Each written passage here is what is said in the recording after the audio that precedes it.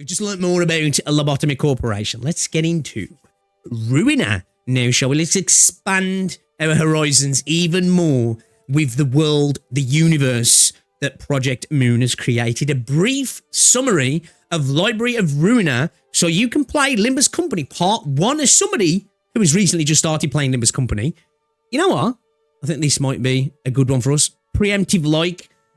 347k views. Insane. Let's go. Let's go. Let's learn more about Project Moon's world, then show him.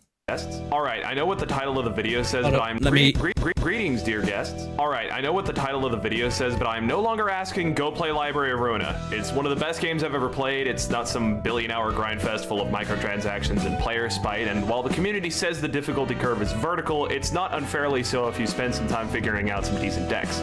Yeah. Okay then. So it seems to be. So far, obviously, I don't know about the difficulty of Limbus. Early on, it's typical sort of gacha difficulty, right? It's, you know, there's a lot to learn in terms of kits and stuff, but it seems okay at the moment, right? I've not been filtered just yet, but when you look at Lobotomy Corp and that, so they're just like putting you through the ringer then. They're actually, they like making difficult games. Okay. The story is also paced Limbus is the easiest of the three. Perfect for me then. Perfect for me then. Characters and solid twists. Please go play this game. If you can't, either due to being unable to do so, just don't enjoy the genre, have already beaten the game, or just want to play Limbus, then this video is for you. Obviously, these videos will spoil Library, but specifically I'm going to be really focusing on the plot of the game and very lightly on the gameplay. So if you finish these videos and decide you want to go play it, there will still be new stuff for you to see. Additionally, consider Ruina is a steep curve, but you're more than capable of keeping pace. Okay. There's a bit of a content warning. This game goes to some dark places. I'll also be trying to be funny here, so be prepared for that. Also, again, this pretty much covers all of the spoilery information from Lobotomy Corporation and the spin-off comic Wonder Lab. Go watch my other videos if you would like to know what went on in there, as I'm only going to very lightly recap them. I need to read these comics, don't I? I need to check them out. I'm also going to put this disclaimer in the actual video this time, so I don't have to pin it as a comment. This video is made without the context provided by extraneous materials and sequels. This means we understand you're deep down the PM rabbit hole. I'm right there now, bro. No information from Distortion Detective, Leviathan, Limbus Company, or whatever sequels have come out since then are included in this video. Please refrain. Do take this with a grain of salt as you get some things wrong, but it's fine. Okay, so okay, all right. When was this video made then? 3 years ago. Right, okay. You'll have to hit me up with the misconceptions then, because obviously, even if there's information that's wrong, I'm not gonna understand that, am I? Don't check Discord. Now I'm gonna have to look what I'm looking at. Bro, get the fuck out of my chat. Get out. Get out. Oh my god. Another one, man. Chat. I'm about to crash the fuck out, man. I'm telling you. I'm about to crash the fuck out, bro. About these topics, as you might spoil other viewers. Additionally, if you have fun lore facts that you wish to share with the audience, please wait until the very last video to comment then. Thank you. Speaking of, Library of Ruina is being split into 4 different brief summaries to make it easier for me to work on without being overwhelmed by the sheer word count. Everybody's just like posting, oh, free temple, free pull of the day. I'm here like, fuck man, 230 odd pulls deep, I think, or some shit like that. Right about that. And I just can't get, bro. I can't get him, man. Fucked up. I'm gonna have to swipe, man, because I'm so close to sparking him as well. It's just like I'm already in. You know what I mean? I'm already in, man. Anyway, all right, it's okay. It's all right. I'm not mad. I'm not mad. I'm not jealous. Congratulations. I hope you enjoy him. This monster. If you would like to watch a single gargantuan video about Library and get all the information that way, I'm going to edit them all together once we're done, so please wait for that video. Okay, I think that's all the preamble out of the way. Without further ado, it's time to play the music. It's time to light the lights. Haven't, no. It's time to butter eyes on the Library show tonight. Wait, I think that's the wrong opening.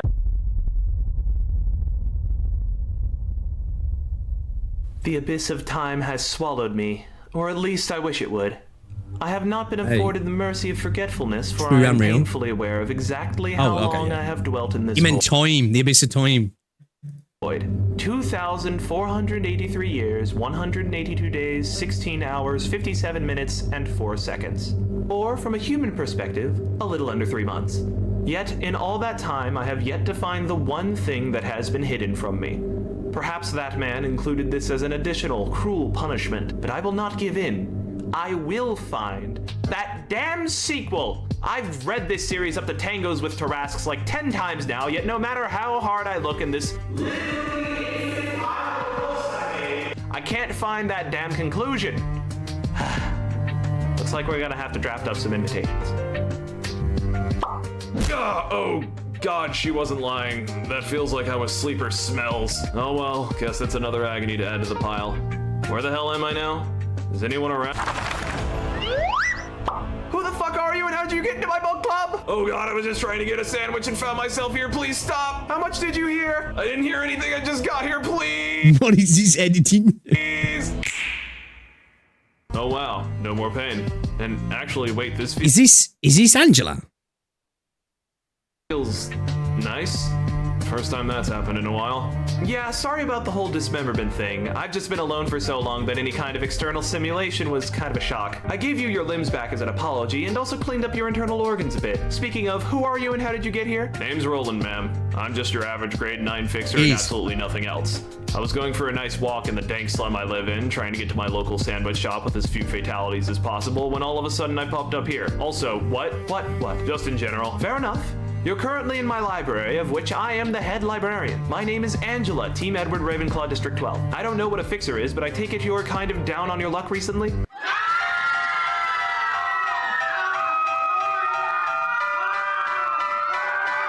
You could say that. Excellent. In that case, I've got a job offer for you.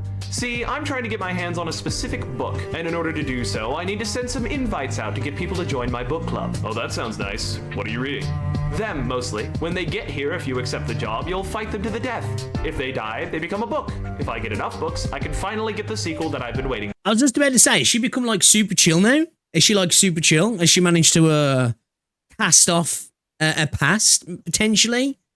Not too sure, actually. Not too sure. Well, considering I no longer have lower back pain, I think I basically owe you my life. So sure, I'll work for you.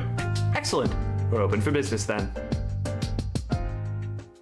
That was the opening scene to Library, adjusted with my own goofy writing. I hope you enjoyed it. There will be a few more later on. To even more briefly summarize our previous game, there was this dude named A and his girlfriend who committed crimes against humanity to cure depression and got bonked for it. A went on to make a power company that turned these humans into monsters and then pet those monsters to generate power. Overseeing this was Angela, an artificial copy of A's waifu who is nothing like said waifu. A then reanimated his friends and then helped him commit crimes against humanity as robots to man his main facility. But it was all a plan to get them to go through enough character growth to grow the plot seed that cures depression. They succeed after much agony, but Angela flicks the light switch after a few days into— You could just, like, go for a run as well. This could have all been solved with just saying, go touch grass, man. You know, go to the gym, go for a run. You know? Try and get out in the sun. You know? Takes a good chunk of the plot light for herself. Then she turned the main facility into our titular library and started looking for something called the One Perfect Book. Things stayed like that for a few months before this dude, Roland, shows up. Oh, He's so a low-grade mercenary. the actual library isn't a different place. It is where the first game took place. It's just she's done a bit of redecorating. Is that pretty much what's happened? For hire that allegedly doesn't know how he got there. Angela hires him to help with receptions. See, there's this invitation that Angela herself doesn't quite control, but it magically appears to people that could use the books the library has. It tells the recipient that if they accept the invite, they'll appear in the library and have to fight for their lives. If they win, they get the books they want. If they die, they become a book and all the info about them. You know what? I'm all right, man. I'll skip the reading. You know? It's like, do you want to read this book? Do you want to fight for the death to get the chance to read it?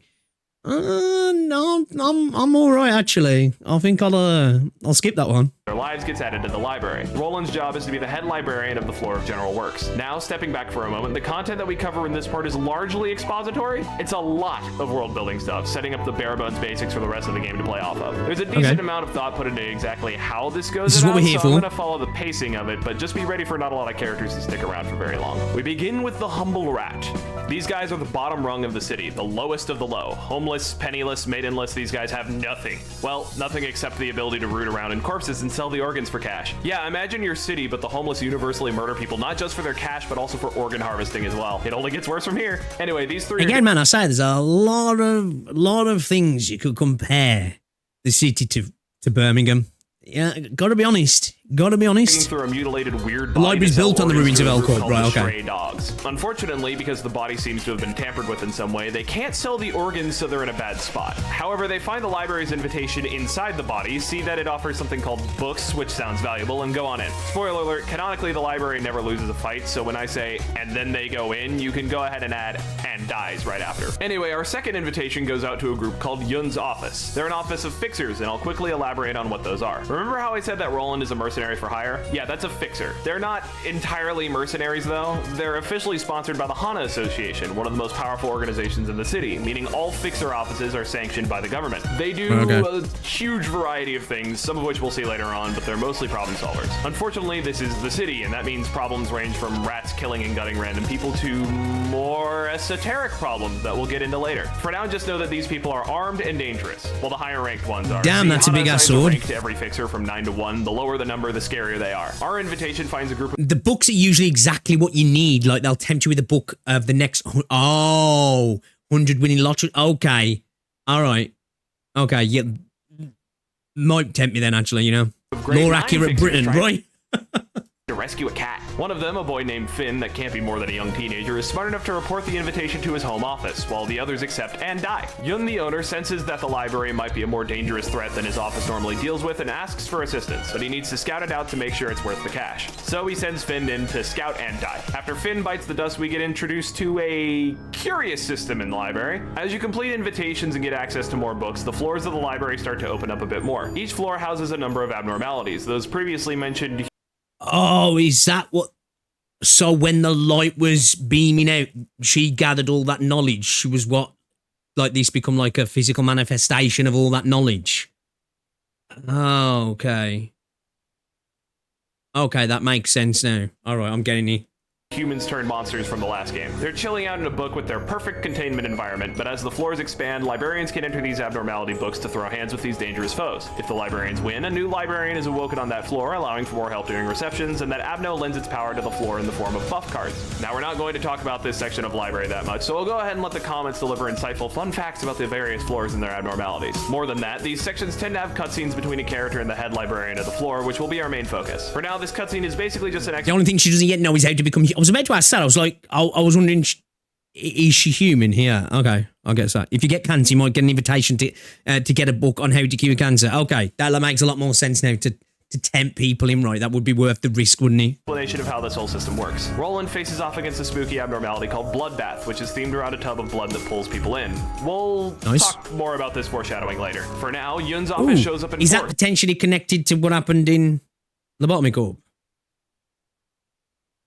With Carmen, you know, the bath, you know, and then Iron being like, ooh, let me just help you out there, you know. They've even got a grade 8 fixer along with them. Wowzers! Anyway, when they show up, Angela calls Yun out for sending Finn to die for basically no reason. Yun defends himself, saying that Finn would have been exploited at some point by someone else. That's just how the city works after all. Angela says, damn, alright, and then they all get turned into books. This is where we get introduced to our first other head librarian. See, as the library expands, new floors will open up, and these floors are run by the Sapphira from Lobotomy Corporation. I kind of skimmed over their personalities during LobCorp because space was tight, but here I'll flesh them out a bit more. Just like in Lobotomy Corporation, our first friend is Malkuth. I'll go ahead and let her introduce herself. So these got manager, shit. Or, well, I guess there isn't a manager anymore. Anyway, hi, I'm Malkuth, head librarian of the Floor of History. I'll be... So what form are they in then? Are they in actually in like a human form? I guess well, yeah, what form are they in? Have they got their bodies back or what? What's the deal here?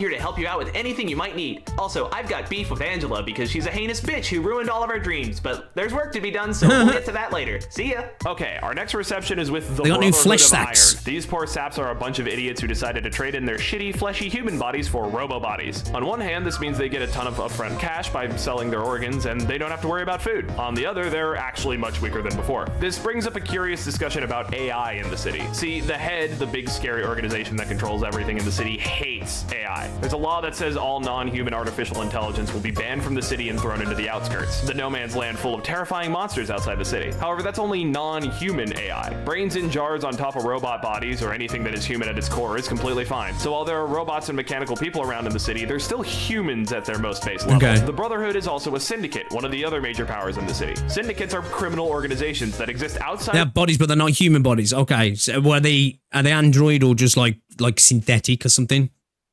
The HANA Association and the rest of the government's purview. You might notice that this implies that they're able to go against the head, but all I can say on that right now is that's not the case. To go any more in-depth would get away from the point, and we're already tangenting super hard as it is. Anyway, they roll to the library and get bodied like the rest. This unlocks our second cutscene on Malk's floor. These cutscenes between the lower floor librarians are just them recapping bits that happen in Lobotomy Corporation, so we're gonna be going a bit general for them. For example, here Malk talks to be about made this of being her light. third try in Oh, life, okay. reminding the audience that these guys were human, then brain and jar robots, and are now human again. Our next reception is the Hook Office. These guys are the dark side of fixers. While some fixers are decent people trying to do something good for the people around them and make money while doing so, there are also fixers like Hook Office. These guys are wet work specialists. If you're not familiar with the term, it's a polite corporate way of saying murder. They're assassins and decently Synthetic that can't exist outside of the library. Oh, okay. All right, good okay. at it too. They'll even break into other fixer offices and kill people there if it gives them something worthwhile. They're not nice people, to the point that when they go into the library and Angela greets them, they actually take a swing at her. Naturally, due to her being a super advanced robot AI, the blow tanks off her without doing any damage. They comment on this, and it prompts a conversation about the whole AI thing I mentioned before. Anyway, they get done up like the rest. This spooky reception opens up the next librarian, who will introduce himself. Greetings, I am Yesod, head librarian of the floor of technological sciences. Okay, so it was a good job we watched the previous video now, because I've obviously got a reference to what's going on here as well now, and it obviously has a lot more meaning to it as well, and understanding. Your fit is whack, and I find you absolutely repulsive to work with. If you plan on running this place like that, we're surely headed straight for the dumpster of reality. Fix yourself before you show up here again. Also, why are you just following what Angela tells you? That's cringe. Stand up for yourself, you absolute goblin. This also gets us to our next rank. Plot-wise, we hear several unknown figures discussing something called the distortion phenomenon and the potential culprits behind it. They list off a few urban plague tier entities, the Laundry of Dreams and Yesterday's Promise, as well as the urban legend tier Church of Gears. We, an urban myth, are also on the list of potential suspects. One of the voices mourns the fact that the investigation is going so poorly, if management is making random guesses like this. We also have Roland and Angela discussing the nature of the library and what their goal is, but it's mostly stuff we've already covered. About ranks, this game is split between multiple tiers that essentially denote how visible the library is, or more specifically, how much HANA Association will pay to take you down. These ranks are given out to every spooky entity in the city, with the lowest and most irrelevant being called Cannards. These are so low that people don't even know what they are, and HANA certainly hasn't even noticed them yet. This goes all the way up to Star of the City, which are entities strong enough to cause problems in the city on a major scale. But we'll get there eventually. Please note that these ranks aren't necessarily denotions of the actual strength of the spooky subject in question, more a measure of how much of a pain they are to the association. This bears some distinct similarities to a certain other power ranking system from a much more oceanic series, but I'll talk about that another day. Think of it like content creation. Being big doesn't necessarily mean you make actually good content, just stuff that people want to I like that reference. Hey, I make slop, so, you know, I ain't out here to say anything. watch. But more often than not, people that are big tend to make good content. Same logic here. A Star of the City certainly might Well, yeah, probably, yeah. be a weakling gremlin that a grade 5 fixer could tackle solo, but there's exceptions to that rule, though, right? There's exceptions to that rule, definitely. more likely it's going to take an entire association working together to take it down. Also, much like content creation, the first people that get their eyes on us once we're slightly bigger than average are cannibals. What, just me? Anyway, Pierre's Bistro here introduces the concept that each district of the city has its own quirks. Oh, in case you didn't watch the LobCorp video, the city is split into districts, each presided over by a megacorporation called a Wing of the World. These wings are named after a letter of the English alphabet, and each title stands for a word. For instance, L Corp was Lobotomy Corporation, which has this neat video you should go watch so I can stop recapping. Anyway, as I said, each district has its own eccentricities. We don't get a lot of examples of these, but we know that District 23 is well known for its cannibalism. District N doesn't allow recording. District J is all about gambling. District D is forested. District V, U, T, and S are all border an ocean. See, a lot of people in this district are looking for... he actually called it an ocean there, because every other time I've heard it like mentioned as like either a gigantic lake or just a body of water, which, you know, saying a body of water can encompass all, really, to be fair. the fabled Flavor Town and think that the only way to get there is by eating people prepared in a number of nightmarish ways. That's about it, though. The reception itself is pretty much just here to introduce the concept. Except for Pierre, why did they draw the cannibalism chef mommy like that? Our second cutscene with Yesod mostly revolves around his discussion of who the librarians were in their past lives and how they're able to fight now with the library's power. Namely, they're able to take their victims' life experiences and turn them into pages, which they then utilize to execute similar moves. It's basically an in-universe explanation for the whole card game thing. Ooh, look out, guys. It's I like how they use really interesting, somewhat like dark lore and world building to like build the mechanics into the gameplay, right? You know, to explain the mechanics away, like even into Lobotomy Corporation, down to like how you view the game in terms of the visuals. That's fucking really cool, that is. It's called the Great Lake. Okay. dark outside, the street lights are turning on. Specifically, the Streetlight Office is coming out. These guys are some of the nicest fixers we've seen so far. They're legitimately good people that work hard to keep their little corner of the back streets safe from any of the messed up stuff that happens there. There are obviously some things they can't fix, but they handle what they can. They've got 3 members, San, Mars, and Lulu. San is the leader and a pretty good one, making sure that the office only takes on jobs that they can handle. Mars is a level-headed man, kind of emotionally muted, but he's a good boy. Finally, we have Lulu, a fiery lady who is very emotionally outgoing. We love her, she's great. There's some minor office drama going on when we peek in, as Mars is eating a cake that Lulu was saving for later. San receives an offer from a colleague to look into the library. However, the group is kind of reluctant to do so because an under-the-table urban myth tier job won't most mechanics in all the games are diegetic, actually. Yeah, that's really cool, that is. Pay very well or get them prestige with Hana. However, the offer is coming with an urban legend paycheck. With that amount of money being thrown around, San is cautious since it sounds dangerous, but both Mars and Lulu are willing to do it for the cash. Mars and Lulu continue bickering while they head to the library, but San eventually breaks it up by offering them a nice dinner at a restaurant when they get back. Angela greets them, they're invited in, and San reminds them to retreat if things get too hairy. Apparently, Mars didn't get the memo because he dies here and gets turned into a book while Lulu and San escape. Afterward, Roland notes that these guys were particularly big rookies because they made the mistake of forging close bonds with their fixer coworkers. People die in this line of business. It's a natural part of it, so getting close to people is a terrible idea because you'll have to deal with everyone's favorite consequence in this damn city, trauma. Speaking of, our next librarian is awake. Greetings, I'm Hod, head librarian of the Floor of Literature. I'm a bit clumsy, but I'll be sure to help out as much as possible. Speaking of, while we're collecting books, would you mind joining our book club? We've been getting together and talking about our feelings for these stories. It's been a big help in processing our emotions, especially with everything going on. Also, we all kind of hate Angela because she screwed us over at the end of the last game, but I'm sure if we all talk to each other, we can be friends here. Anyway, I hope you'll stop by. Have a good day. Wow, what a refreshing ray of sunshine in this dark, evil world. Anyway, after Mars dies, San and Lulu went back to their home office where Lulu finds a replacement piece of cake that Mars bought as an apology before they left. Turns out they had kind of romantic feelings for each other. Lulu runs out into the street weeping over her loss. As she vents her pain, rage, and frustration at the unfairness of it all, a golden slip of paper appears in front of her with a single book on offer.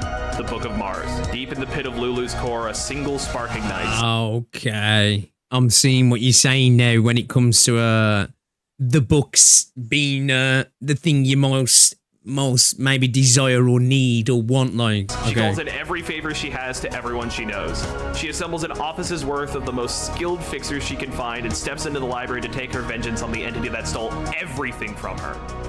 She never steps back out.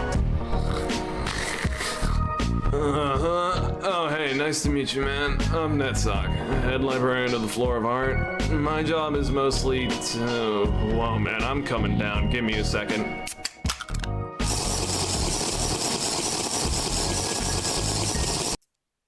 That was a Bud Light drinker? Damn. That's a generational aura loss right there. Sorry. Sorry, bucko. Sorry, bucko. Perpetually inebriated with Bud Light. Damn. Hey Roland, thanks for delivering more books. Also, I'm feeling kind of bad about working here because we literally killed those streetlight people who kind of just wanted to live their lives. Oh, I've got a saying for that. See, the city sucks and we can't do anything about it, so, you know, this is this and that is that. Do what you can for your own shit and leave the rest well enough alone. Roland, have you ever heard the phrase copium? With that conversation, we have reached the urban legend tier, which comes with yet another vague and spooky conversation between people that we won't see for quite a while. It's some dude that's apparently an underboss talking to people about fingers, specifically dealing with the index and making sure that they don't claim something through the fog at the heart of a nest. They also bring up us, the library. Assuming they're talking about like the 5 fingers there, yeah. and the fact that we're urban legends now, so clearly there must be some kind of fans. Well, boss, we finally hit urban legend level. Okay, but what does that actually mean for us? More powerful and interesting guests that might know stuff. Oh, that's good. Yeah, I remember during my backstory when my grandmama told me all about the cool urban legends in the city. There's plenty of myths, but legends are pretty much guaranteed to be real. Well, I'm glad we've made it. So like, are we the guys in the game just bodying people who get brought in here for like genuinely just trying to acquire things that could really help them out? We're just there just to body them. Oh, you made the mistake of wanting to solve that situation? Time to get fucked, bucko. Is that basically what we're doing? Okay, you're everyone's boss, right? Kind of sick, actually. What's that about a gramophone or whatever you said? Oh yeah, my parents just up and died somehow, and my grandmama raised me. Then she just up and vanished one day too, and then stuff happened. Library canonically never lost a fight. Damn. So we are what Saint Tontas thinks he is, then, yeah. Okay. All right. Been a completely normal grade 9 fixer ever since. Oh yeah, a completely low tier nobody that understands. In game, you fight on the bright side of the street. Like oh really? That's cool. Fixer would. Enough about me. Let's talk about you. What's your end goal in all this? Oh, I want a book, specifically a sequel. I've been a huge fan of this series, A Tune of Frost and Flame. Have you heard of it? Yeah, I heard the ending was kind of up. No spoilers. Anyway, I've got a ridiculous amount of books in here, but the only way I can find the sequel is getting guidance from those invitations. Oh, I also want to become human and get out more. Well, I've heard of a few good dating sites you can check out. Oh, not that. I mean, I literally cannot leave this building if I wanted to. I'd also like to tear down everything one of my dads built because he was a manipulative monster that put me through uncountable years of suffering and didn't even bother to give me a happy ending like he did for literally all of humanity. So I'm a little bit spiteful about that. On a scale of passive-aggressive comment to burn down the city, how spiteful are we talking? Oh, I'd crack this city like an egg and burn the oak to ashes if that meant I got one instant of I relief. was going to say, like, surely. Now, when she says she can't step outside, that's, I'm assuming, purely just because she's illegal, pretty much, right? She steps outside, she's cooked. It's not like she can't literally step out, if that makes sense, you know what I mean? She'll just get ganked by the head and the rest of the city, right? Because of her being what she is.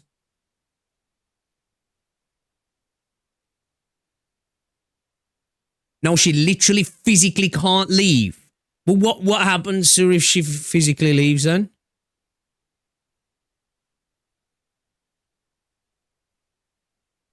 Obviously, I know she's not like there's nothing like physically can't leave. Physically, she cannot too. Oh, what is that then? From the suffering I went through. Duly noted. And the invitations will avoid us doing that? Probably. I don't know. Okay, real quick. We're going into the next part of the story, and I'm going to start pacing out the librarian segments in clumps instead of when they unlock so they don't interrupt the flow of the receptions. At least after this one. We fight Keter Floor's second abnormality, and the whole lower floor squad shows up to talk. It basically just amounts to everyone being mad at explain later. Backstabbing them, but having to cope with the fact that they have to do what she wants now. Okay, after all that, we've finally gone to our next reception. Something that I cut out of the Streetlight section was that the whole office was part of an umbrella association. See, while there are individual offices, the real power of fixers are in the associations. There's associations scattered throughout the city, each with a different number and a different language assigned to them. The biggest of these is the Hana Association, who leads all the others, but the one we're concerned with right now is the Zwei Association. He's like kind of like guild, in policing the city and ensuring public safety. Specifically, we deal with the part of it that San contacted, the Southern Section 6 branch. This means that, no, we do not tackle the entirety of an association. Doing so would be nearly impossible, as these are monolithic organizations, and completely wiping one out is almost impossible due to their sheer size. I'll be real with you. She can't because she's still an AI with the programming. Oh, so it's part of her. Is that he designed that in it to stop her from leaving? Oh, okay, that kind of makes sense. Yeah. I barely remember anything about this Wi-Fi story-wise. More than any other part of this game, I think they were just used as a vessel for exposition, as this is the first group we fight with any real idea of what's going on in the rest of the city. Plot-wise, San shows up to ask Zwei South Section 6 to deal with the library. He gets a lot of flack from the workers in said section, but when they get news that the library has been upgraded to urban legend, they decide to go check it out. When the scouts don't come back, they set up the exposition board. Okay, let's talk about the distortion phenomenon. See, these Section 6 guys were the ones talking during the urban legend story where they were investigating the same phenomenon. phenomenon. This is currently an urban nightmare class occurrence where individuals are turning into monstrosities with seemingly no warning after the white nights and dark days. That was the end of LobCorp, by the way, if you didn't watch that video. Go watch that video. There have been relatively minor cases of this occurring that the Zwei have handled before it got out of hand, including one where a restaurant clerk turned into a man-eating sandwich monster. However, the biggest incident of the distortion so far was the appearance of the pianist. This monstrosity was incredibly dangerous, killing 80% of District 9's population and requiring the dispatch of a color fixer to deal with it. For context, color fixers are fixers that are above and beyond the normal grading system. They're basically one-man armies to themselves, and the fact that one of them was sent in against the pianist means that it was a truly powerful foe. Zwei, and by extension most of the city, has no idea what has caused the distortion phenomenon. All that they know is it's related to the collapse of LobCorp and the white nights and dark days. They suspect that the library might be related, and so Zwei sends in Son and one of their skilled fixers, Julia, to get as many books from the library as possible so they can learn what's going on. When they inevitably fail, Angela gets the idea to write her own books to attract more people, including the Book of Lobotomy Corporation and the Book of Distortion. After Son and Julia fail, the director of this branch of Zwei, Walter, thinks it's no longer worth it to try and conquer the library. Their job is to protect people from stuff like the Carnival and the musicians of Bremen, not to avenge their comrades. As such, he wants to wash his hands of the entire situation. That is, until an invitation appears on his desk offering the Book of Distortion. Enticed Just in time. Just in time. Bro's eyes. by the potential knowledge and career advancement, Walther brings a chunk of Zwei South Section 6's forces. So, like, obviously, I don't know why I'm fixated on this. In my head, I'm just thinking, so if she literally tried to leave, it'd just be like a I can't cross the threshold situation, yeah? She'd be desperately trying to, but she just wouldn't be able to. Or he just, she's got the desire to want to, but not the, you know, ability to even attempt it, maybe. I don't know why I'm so wrapped up on that. Where he and all of them become books. Also, thank God I don't ever have to say Zwei South Section 6's forces again, because that's a tongue twister. Here we reach the split. Up until now, the story was progressing in a linear manner. There was only one fight to do at any given time, maybe an Abno fight to break things up. But from here on out, there will be multiple fights available at a time. We'll talk more about this in the next episode since it splits further then, but for now, we'll talk about the current two routes available to us, starting with Molar Office. This is an office of fixers who, shockingly, aren't just walking right into the library like every other office we've seen up until this point. They've been hired by Mio of the Rabbit Team to investigate the nest of L-Corp, and to get there quickly, they take a warp train, a miracle form of travel from W-Corp that can get anywhere in the city in a mere 10 seconds. They sit next to a couple, strap in their seatbelts. This is the one where, actually, unless you're in first class, right, you're on there for, like, a long-ass time, right? And then, like, you return back to your previous state, even if that meant you were, like, mutilated or whatever, and your mind's wiped, right? Which is weird because this is only a 10-second trip and set off. Olga, the incredibly drunk leader of this office, decides to take a nap despite the short length of the trip. 1 hour into the ride, and the train hasn't arrived. 6 hours into the ride, they're still sitting and waiting to see if something will resolve the problem. They complain that Warp Oh, so this is where you first introduced to the warp trains. Okay. Corp hasn't had any incidents in 10 years, so this must be a huge problem for them that they'll quickly fix. Olga is bored and wants to try to cut open the doors, but that would suck her and everyone else out into space. 17 hours into the ride, and everyone is getting agitated. Olga cuts her and the rest of her group seatbelts off, and they start trying to figure a way out. 31 hours into the ride, and Olga can't even cut the doors open. It seems like no one is even feeling hunger or thirst despite the passing of time. Olga offers her compatriots a gamble, revealing an invitation she received from Mio. They sign it and enter the library. Afterward, Roland asks Angela why the hell R-Corp would be interested in the library. Turns out that'd be the perfect people to entice him, right? Because you'd be in panic mode right there, wouldn't you? R-Corp, L-Corp, and W-Corp all had a collaborative contract with each other in the past, so it makes sense that First Class is there that long as well. First Class, though, that don't they, like, get put into, like, stasis so they don't experience it, right? Even though your mind gets wiped, they don't experience the journey either, do they? they would try to figure out what's up when their power supplier just up and vanishes. Our other reception here is the Stray Dogs. This is a syndicate that is apparently strong enough to raid the same Zwei group that we softened up, as we see them beating the tar out of some poor fixer. They reveal that they were trying to get the floor plans for L-Corp's nest out of Walther, but he up and vanished out of nowhere. They need to get moving soon or sweepers will show up and they'll be in trouble, but they're already in trouble because they were getting this info for their bosses in the Thumb. I'm not sure when it's brought up, but the Thumb is one of the 5 biggest and scariest syndicates in the city. They're each named after a finger, and we're primarily concerned with the Thumb and the Index during this game. That's about all we know at the moment. The leader of the dogs reveals that he has an invitation, and on it is the Book of Most of the time. Okay. which they can give to their bosses to make up for their misstep. Angela and Roland briefly discuss the sweepers, terrifying creatures that lurk in the back streets. There's a specific time of night in the back streets where the sweepers will go in and steal away anyone who is still out and about. They even eat people for their fuel, and no matter how many get killed, there's still more of them the next night like nothing happened at all. Anyway, the stray dogs all get bonked. That's cool, that is.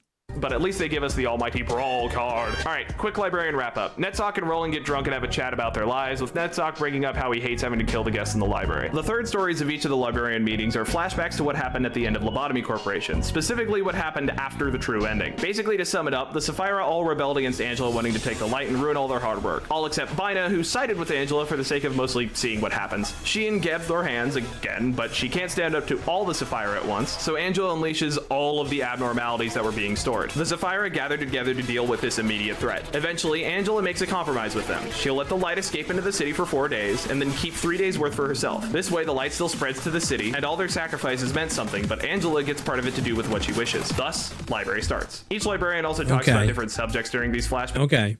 All right. Yo, this is cool, man. I'm liking these videos. They're starting to like all the pain and sacrifice it's all coming together, all for the sake of a selfish desire. Yesod explains that the light they're made up of in the library lets them basically manifest whatever they want. Hod talks about how she once betrayed all of her friends by contacting the head and the guilt she felt after doing so. But she also talks about how she learned to move past it by genuinely being a nice person to those around her instead of constantly seeking forgiveness. Finally, Netsock talks about how he basically learned to cope with all the shit he's gone through. He sympathizes with Angela because she's actually a person that wants to live despite being an AI, and he can't help but feel that reflects his own personal journey. Okay, and like that, we're through the first part of Library of Ruina. And yeah, for sure, you can understand a determination, right? And obviously, like, even though she's doing some fucked up shit, it's like somewhat understandable, right? When you think about her creation, her inception, what she was then put through, and then kind of just left the disdain that she was shown as well by a creator. You can understand that, and then just wanting that desire to be human. It makes sense. It's a drive that you could get on board with, at least, anyway. Okay, yeah, all right then. We will follow up with part 2. We'll definitely check that out. Because wow, it's been a journey, man, going from Lobotomy Corporation story into Ruina, obviously learning a little bit about Limbus as well, and starting Limbus. It's like I'm being showered with all of this awesome lore. It's a tragic story as well, isn't it? It's like there's a lot of tragedy and despair within this world they've created. I really am. I'm gonna have to read these little webcomics out, because this is interesting, man. I'm definitely going to check out part 2. We will check out part 2. But another great video. This one was from Wordsmith Vids. Is this creator still making content? Are they regularly uploading? Another one that's not made any videos? Damn, that sucks. Well, I'm going to subscribe, though. Both of these channels that we've watched content from now that have made really good videos have then gone radio silent. It's a shame. It's a shame. The story's painfully human, for better or for worse. Yeah, agree. Again, like when we specifically, I don't know about them too. I'm assuming they're just straight up box price games by the looks of it, right? Or at least Ruinaries, right? But with Limbus being a gacha game, it's interesting to see a game go down the route that it's gone down. Obviously, we see in Arc Knights as well, right? Arc Knights is another game that definitely, in my opinion, he's not willing to go a little bit more mature, a little bit more darker, a little bit more gritty than your typical gacha game. Because a lot of the time with gacha games there's the despair and the darkness where it's not really easy. Like, it's a moment of potential threat, and then the day saved, usually, right? And like what you get from Lobotomy Corporation is it's just like horrific. Oh, it's still horrific, but okay, maybe there's some good that can come of this. Yeah, it's all snatched away, and it probably gets even worse for everybody after the fact. It's like, it's just straight fucking, well, relatable for one, for humans, right? But it doesn't just come with this hey, it all got fixed and they lived happily ever after.